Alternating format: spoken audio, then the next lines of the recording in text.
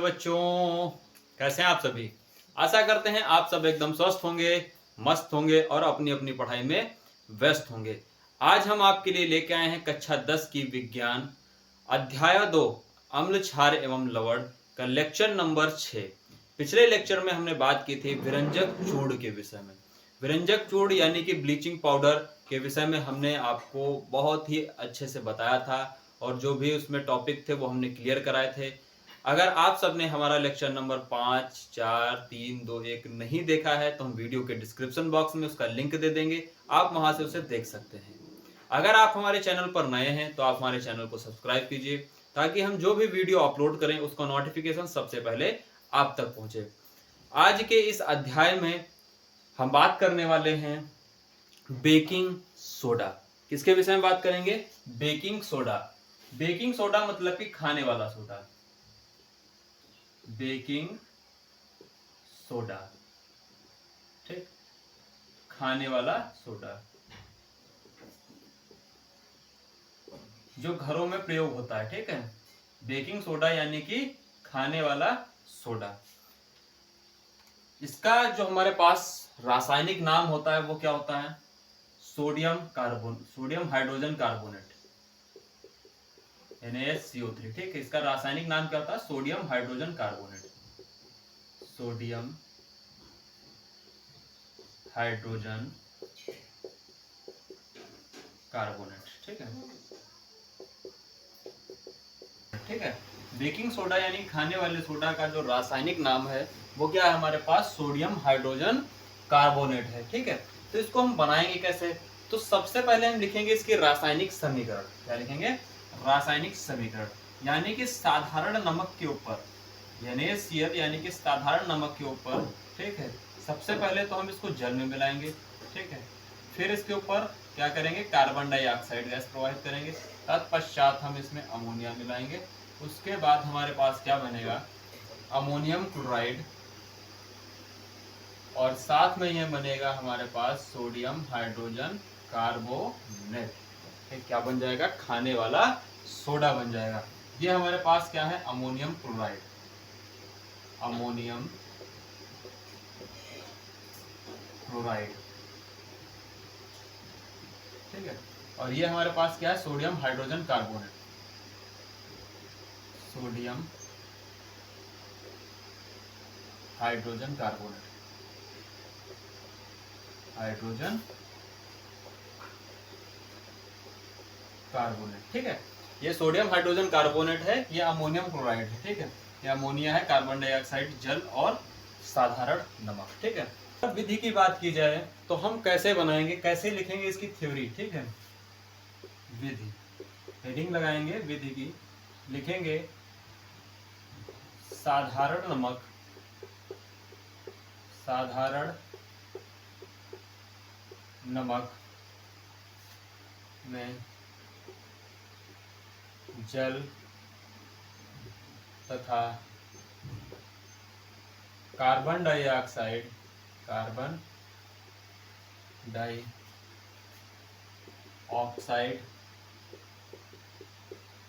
Carbon dioxide gas, carbon dioxide तथा एवं ammonia gas के परस्पर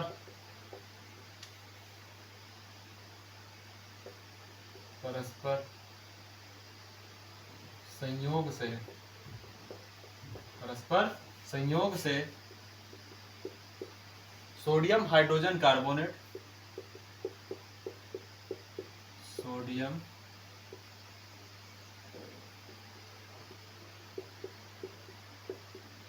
हाइड्रोजन, सोडियम हाइड्रोजन कार्बोनेट तथा अमोनियम क्लोराइड, अमोनियम क्लोराइड प्राप्त होता है, ठीक है। सोडियम हाइड्रोजन कार्बोनेट तथा अमोनियम क्लोराइड प्राप्त होता है। सोडियम हाइड्रोजन कार्बोनेट यानी कि ये जो खाने वाला सोडा है, ठीक है, ये इसकी निर्माण विधि हो गई। इस साधारण नमक के ऊपर जल तथा कार्बन डाइऑक्साइड तथा एवं अमोनिया के परस्पर संयोग से अमोनियम क्लोराइड तथा सोडियम हाइड्रोजन कार्बोनेट प्राप्त होता है, ठीक है। तो अगर इसके उपयोग की बात की जाए, भाई हम अगर जैसे कि कोई चीज बना रहे हैं, किसी चीज का निर्माण हो रहा है, तो सबसे पहले हमें जानना ये है कि हम उसका उपयोग यानी कि यूज कहाँ करेंगे, वरना इतना सब बनाने का फायदा क्या है, हमें उपयोग भी तो पता होने चाहिए। तो सबसे पहले हम लिखेंगे उपयोग। तो सबसे पहला हम उपयोग लिखेंगे प्रयोगशाला में अभिकर्मक के रूप में। पहला उपयोग हमारे पास क्या होगा, प्रयोगशाला में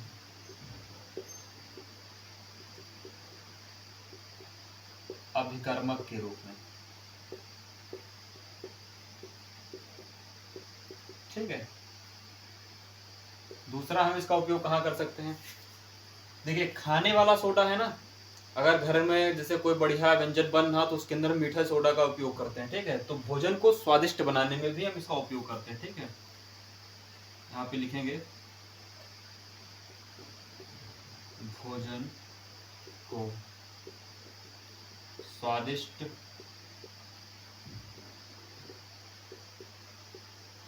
बनाने में इसका उपयोग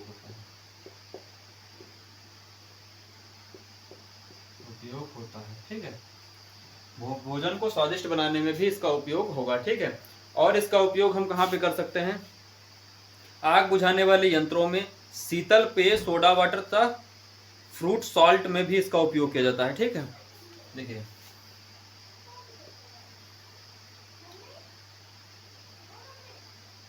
इसका उपयोग हम करेंगे कहाँ पे, फ्रूट सॉल्ट में, यानी कि देखिए इसका उपयोग प्रयोगशाला में अभिकर्मक के रूप में, भोजन को स्वादिष्ट बनाने में भी इसका उपयोग होता है। और तीसरा पॉइंट अगर हम लिखेंगे तो आग बुझाने वाले यंत्रों में, आग बुझाने वाले यंत्रों में, ठीक है। चौथा पॉइंट लिखेंगे पेट की अम्लता को दूर करने में, ठीक है। पेट की अम्लता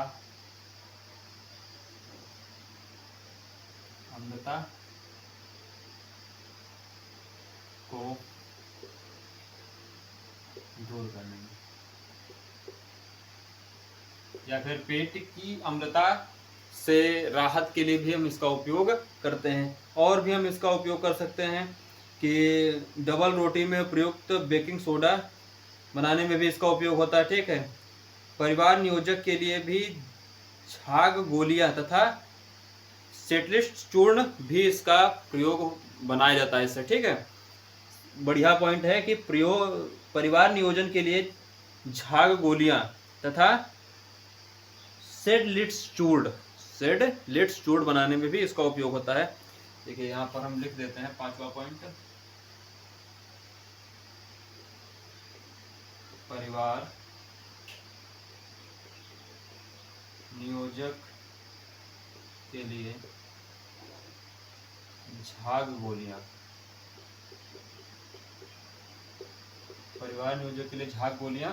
तथा सेडलिट्स चूर्ण बनाने में, सेडलिट्स चूर्ण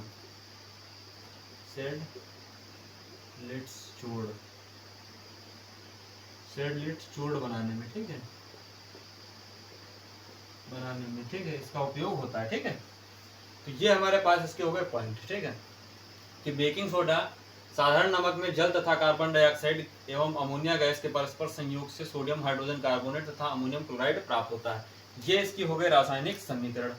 ये क्या हो गई, रासायनिक समीकरण आप लिख करके, अगर आप इतना पॉइंट आप लिख देंगे तो आपके 2 से 3 नंबर में क्वेश्चन पूछे जाते हैं और आपके क्या हो जाएंगे, क्लियर हो जाएंगे, ठीक है।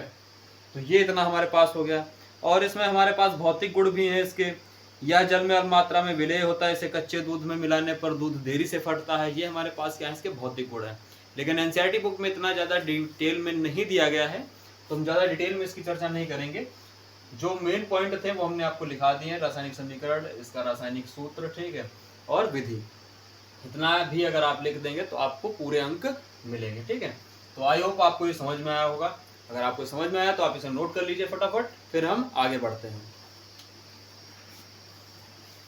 अब हम धावन सोडा के विषय में बात कर लेते हैं। धावन सोडा को हम कैसे बनाएंगे, क्या इसके उपयोग हैं, कैसे बनेगा, ठीक है, इसके विषय में हम बात करेंगे।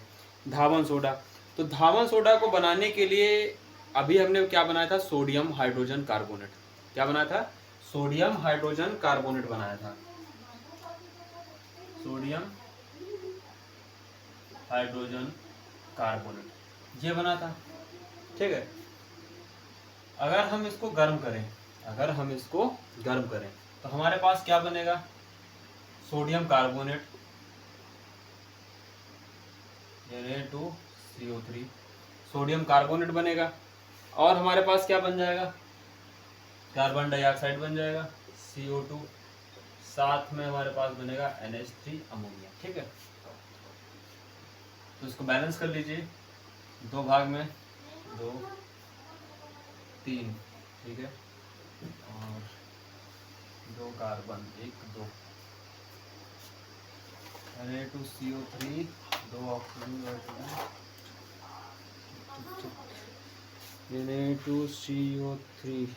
Na2CO3 H2O प्लस CO2, ठीक है, Na2CO3 CO2 प्लस साथ में क्या बनेगा हमारे पास, CO2, ठीक। ये यही हमारे पास एनसीईआरटी बुक में दी गई, ठीक है। तो इसमें हमारे पास क्या बना, सोडियम कार्बोनेट, क्या बना, सोडियम कार्बोनेट बन गया, ठीक है। अब सोडियम कार्बोनेट की Na2CO3, ठीक, प्लस 10 भाग में अगर इसको हम पानी जोड़ दें, 10 भाग में अगर हम पानी जोड़ दें 10H2O, तो क्या बनेगा, Na2CO3 डॉट 10H2O, ठीक है। बात समझ में, ये हमारे पास बनेगा Na2CO3 डॉट 10H2O, ठीक है। ये हमारे पास क्या बना, धोने वाला सोडा यानी कि सोडियम कार्बोनेट, क्या बन गया, सोडियम कार्बोनेट यहाँ पर हमारे पास प्राप्त हो गया, ठीक है। तो जो सोडियम कार्बोनेट है, यहाँ पर जो हमारे पास सोडियम कार्बोनेट है, उसका उपयोग कहाँ पे होगा, इसका उपयोग कहाँ पे होगा, और इसकी अगर विधि लिखी जाए तो क्या लिखेंगे, तो इसको लिखेंगे, विधि में अगर लिखेंगे, विधि में लिखना है हमें,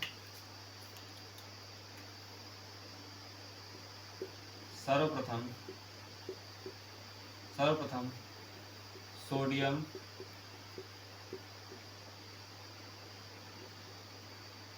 हाइड्रोजन कार्बोनेट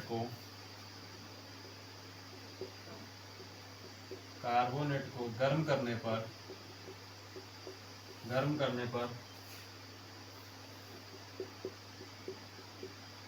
सोडियम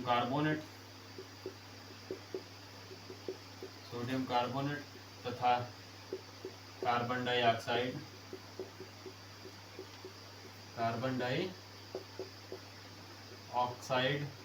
तथा अमोनिया गैस प्राप्त होती है, तथा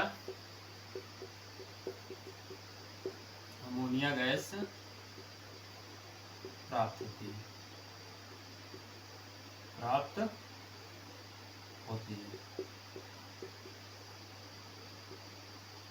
ठीक है। सर्वप्रथम सोडियम हाइड्रोजन कार्बोनेट को गर्म करने पर सोडियम कार्बोनेट तथा कार्बन डाइऑक्साइड तथा अमोनिया गैस प्राप्त होती है। पुनः यहाँ पे लिखेंगे, पुनः Na2CO3 का क्रिस्टलन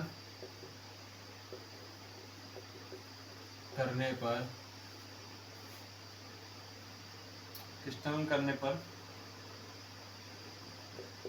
धावन सोडा का निर्माण होता है। ठीक है, सोडियम कार्बोनेट को हम क्या करेंगे, इसमें हमें पानी मिलाना है। ठीक है, यानी कि 10 भाग में जब इसको जल मिलाएंगे यानी कि क्रिस्टलन करेंगे, तब हमारे पास क्या बनेगा, ये हमारे पास धावन सोडा का मेन फार्मूला है। ठीक है, यानी कि 10 भाग में हमारे पास क्या है, इसके अंदर पानी है। ठीक है, जैसे कि आपने नीला थोथा वगैरह देखते हैं तो फिटकरी देखा है आपने, फिटकरी के अंदर हमारे पास क्या होता है, जल होता है, तो क्रिस्टलन जल होता है, बाहर से दिखाई नहीं देता है लेकिन उसके अंदर होता है जल। ठीक है, उसे हम क्रिस्टलन जल बोलते हैं। ठीक, और इसका हम उपयोग कहाँ पे करेंगे, भाई बना लिया लेकिन तो इसको उपयोग हम कहाँ पे करेंगे, इसका उपयोग हम करेंगे, सबसे पहला उपयोग लिखेंगे प्रयोगशाला में अभिकर्मक के रूप में। कहाँ पे, प्रयोगशाला में अभिकर्मक के रूप में, अभिकर्मक के रूप में। ठीक है, दूसरा पॉइंट लिखेंगे कठोर जल को मृदु बनाने में, कठोर जल को मृदु बनाने में। ठीक है, तीसरा पॉइंट कपड़े धोने में, कपड़े धोने में यानी कि डिटर्जेंट में यानी कि कपड़े धोने में, डिटर्जेंट में भी हम इसका उपयोग करते हैं। ठीक है, कांच, कागज तथा साबुन व्यवसाय में। ठीक है, कांच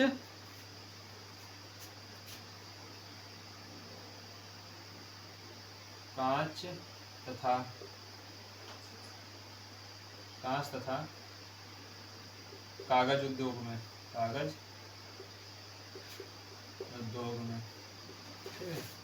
कांच तथा कागज उद्योग में भी हम इसका उपयोग करते हैं। ठीक है, बात समझ में। धावन सोडा यानी कि धोने वाला सोडा, धावन सोडा यानी कि धोने वाला सोडा हमारे पास होता है। ठीक है, इसका हमारे पास जल है और इसका फॉर्मूला जो रासायनिक सूत्र होगा, रासायनिक नाम धावन सोडा का रासायनिक नाम अगर लिख लीजिए क्या होगा, रासायनिक नाम सोडियम कार्बोनेट,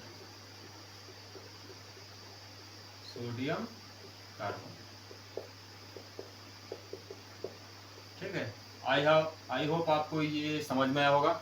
अगर आपको समझ में आया तो आप इसे फटाफट नोट कर लीजिए, फिर हम आगे बढ़ते हैं। ठीक है, तो आप इसे नोट करिए। अगर आप किसी भी प्रकार की दिक्कत है तो आप हमारे वीडियो के कमेंट सेक्शन में कमेंट करिए। बात कर लेते हैं क्रिस्टलन की। क्रिस्टलन जल क्या होता है, देखिए लवण के एक सूत्र इकाई में जल के निश्चित अणुओं की संख्या को क्रिस्टलन जल कहते हैं। लवण के एक सूत्र इकाई में जल के निश्चित अणुओं की संख्या को क्या हम बोलते हैं, क्रिस्टलन जल बोलते हैं। ठीक, जैसे कि हमारे पास कॉपर सल्फेट होता है CuSO4.5H2O। ठीक है, ये हमारे पास कॉपर सल्फेट यानी कि नीले थोथे का क्या होता है, सूत्र होता है। ठीक है, तो इसके अंदर जो 5 पार्ट में पानी है, ठीक है, ये क्या है, क्रिस्टलन है, यानी कि इसका जल है, क्रिस्टल के रूप में जल उपस्थित है। ठीक, तो अगर हम इस कॉपर सल्फेट यानी नीले थोथे को, जैसे कि एक परख नली ले लेते हैं, ठीक है, एक परख नली के अंदर हम कॉपर सल्फेट डालते हैं। ठीक, और फिर इसको हम क्या करते हैं, गर्म करते हैं। यहाँ पे हम कॉपर सल्फेट भर देते हैं, हल्का नीले रंग का होता है। ठीक है, कॉपर सल्फेट नीले रंग का होता है।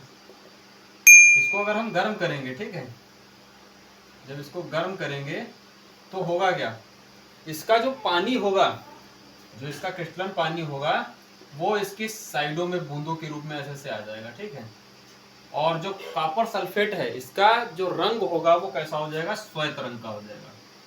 जो इसका जल है, जल उड़ने के बाद यानी कि वाष्पीकरण होने के बाद जो बचेगा वो कैसा होगा, श्वेत रंग का होगा। इसे ही हम क्या कहते हैं, क्रिस्टलन जल। और जैसे ही कि हम फिर से इसमें पानी मिला दें तो क्या हो जाएगा, नीले रंग का हो जाएगा, तो इसे हम नीला थोथा भी बोलते हैं। ठीक है, तो क्रिस्टलन क्या होता है, लवण के एक सूत्र इकाई में जल के निश्चित अणुओं की संख्या को क्रिस्टलन जल कहते हैं। ठीक है, कॉपर सल्फेट, जैसे कॉपर सल्फेट को गर्म करेंगे तो जो उसका क्रिस्टलन में जल है वो वाष्पित होकर के परख नली के साइडों में देखने को आपको मिलेगा। ठीक है, और जो कॉपर सल्फेट है वो श्वेत रंग का हमें नीचे अवक्षेप प्राप्त हो जाएगा। ठीक है, तो आई होप आपको समझ में आया होगा। ठीक है, तो आप इसे नोट करिए, फिर हम प्लास्टर ऑफ पेरिस देखते हैं। ठीक है,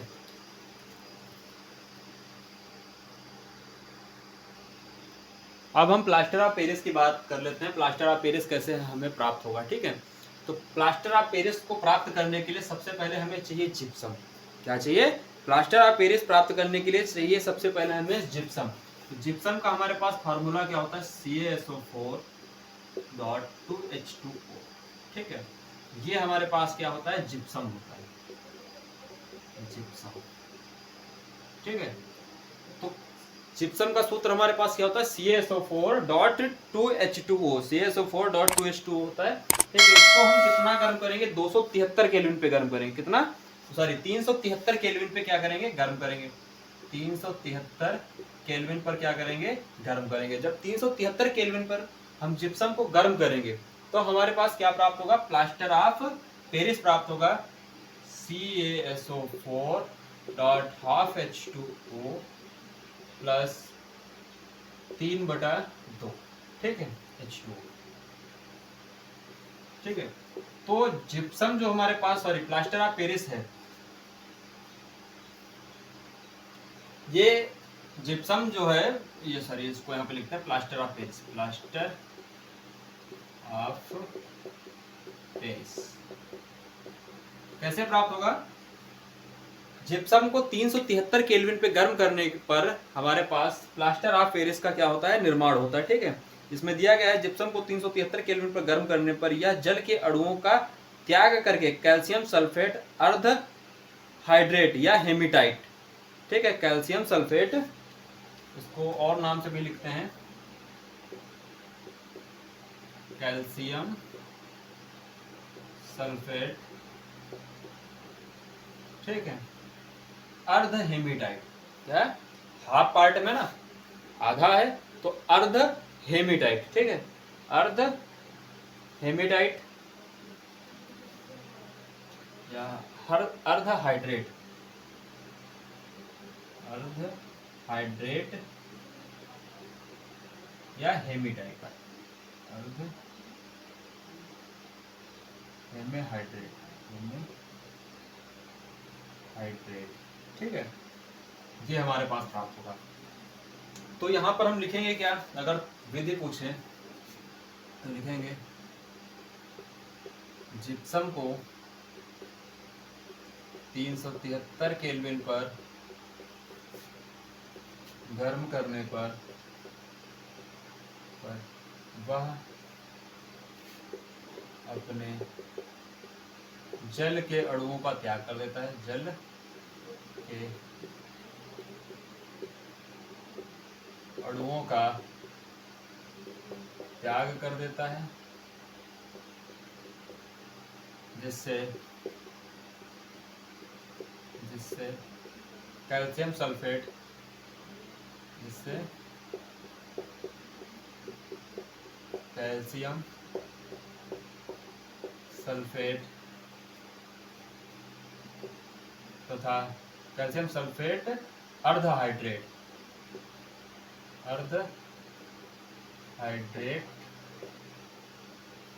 ठीक है, प्राप्त होता है। ठीक है, तो जिप्सम को 373 केल्विन पर गर्म करने पर वह अपने जल के अणुओं का त्याग कर देता है, जिससे कैल्शियम सल्फेट तथा अर्ध हाइड्रेट क्या होता है? प्राप्त होता है। इसे हम प्लास्टर ऑफ पेरिस कहते हैं। क्या कहेंगे? इसे हम प्लास्टर ऑफ पेरिस बोलेंगे। और अगर इसका उपयोग की बात की जाए, उपयोग तो डॉक्टर क्या करता है? टूटी हड्डियों को जोड़ने में, डॉक्टर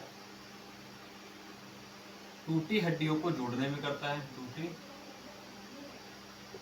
हड्डियों को जोड़ने में करता है। ठीक है, टूटी हड्डियों को जोड़ने में, खिलौने बनाने में,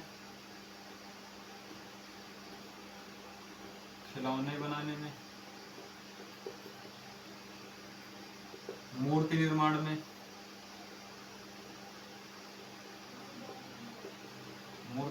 में, चौथा प्रयोगशाला में अभिकर्मक के रूप